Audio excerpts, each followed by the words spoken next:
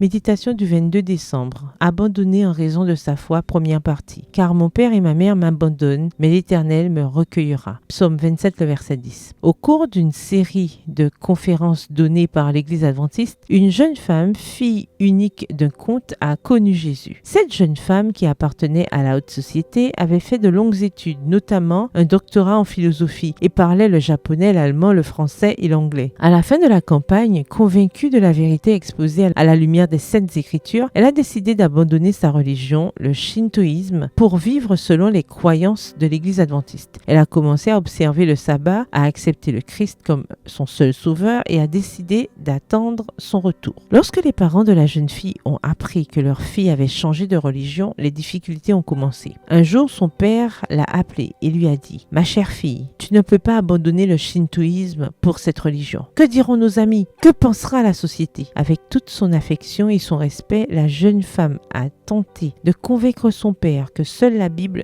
détenait la vérité divine et qu'elle ne pouvait croire qu'au Dieu de la Bible. Après plusieurs autres discussions, le père, fermant les yeux sur le plan du salut, a ordonné à sa fille de quitter la maison. Alors qu'elle faisait sa valise seule, car son père avait interdit aux serviteurs de l'aider, elle s'est rappelé ce texte biblique. « Celui qui aime père ou mère plus que moi n'est pas digne de moi, et celui qui aime fils ou fille plus que moi n'est pas digne de moi. » Matthieu 10, verset 37. Elle a aussi commencé à chanter dans son cœur « Je te suivrai, ô Jésus, où que tu sois, même si tous te renient, moi, Seigneur, je te suivrai. » Elle a pris sa valise et une voiture l'a emmenée sur la place où elle a été laissée livrée à elle-même. Elle avait toujours eu des gens à son service et n'avait pas eu besoin de travailler. Maintenant, seule et sans ses parents, elle pensait à louer une chambre. Cher ami, nous serons peut-être rejetés, même par notre propre famille, à cause de notre foi. Si cela vous arrive, rappelez-vous la promesse du texte d'aujourd'hui. Car mon père et ma mère m'abandonnent, mais l'Éternel me recueillera. Nous ne sommes pas orphelines. C'est une merveilleuse nouvelle. À suivre. PS, heureuse parce que je ne suis pas